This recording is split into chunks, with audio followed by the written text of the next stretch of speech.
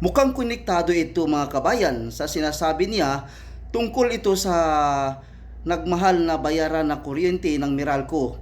Kung napapansin natin, itong mga nakaraan, ang binabayaran natin ay biglang tumaas, nagdoble, no? Nagdoble, nagtriple pa, kahit ang ang ginagamit natin ay simpleng electric lang gaya ng mga radyo, electric fan, no? So tapos ang mahal ng binabayaran sa Meralco. Kaya nakapagtataka mga kabayan. Kaya ngayon ating mapapakinggan ang ating mapapanood sa isang merong salaysay na merong kaugnayan ito kaya nagmahal. So parang kumbaga ay parang sabuatan ang nangyayari, gobyerno at ang Meralco. Okay, so pakinggan natin, no, yung sinasabi niya.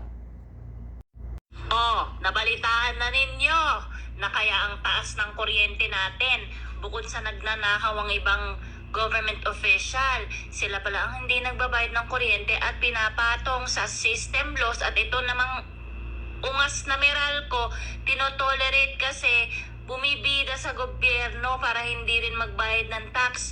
So ano sabi ko sa inyo, revelation is very very clear in this Saturn and Aries, hindi na kayo makakapagtago.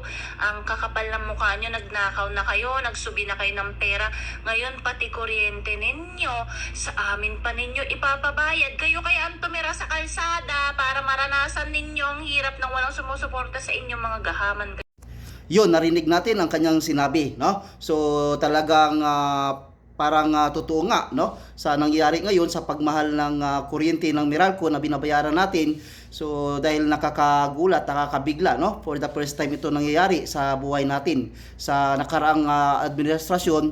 So hindi man ganito, no, pero ngayon talagang kaduda-duda, no, bakit ganun ang bigla ang pagmahal ng Meralco, nagdoble, nagtriple pa, na samantala ang ginagamit natin ay yung mga normal na ilaw lang, radyo, electric fan, tapos doble yung binabayaran sa Meralco. Kaya nakakapagtataka. Kaya napanood natin yung sinabi niya, yung explain niya, sabi na may napanood daw niya sa balita, no? Kaya talaga naman. So yung mga ibang government official, hindi naman lahat. So yung mga magnanakaw lang, yung mga corrupt government na nakaupo sa gobyerno, yun pala, ibig sabihin ay hindi sila nagbabayad ng kanilang electric bill sa Meralco, no? So tapos yung Meralco naman ay parang tinutulorit yung hindi pagbabayad ng mga official government na ito sa kanila, hindi nagbabayad ng Meralco bill sa kuryente para ang Meralco hindi din magbabayad ng tax sa gobyerno. So ganun pala ang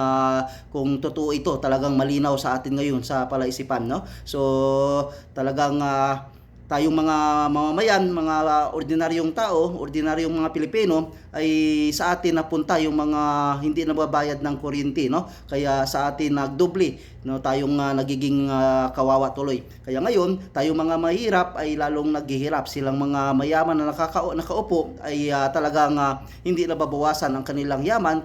So lalo pa silang yung mayaman ngayon.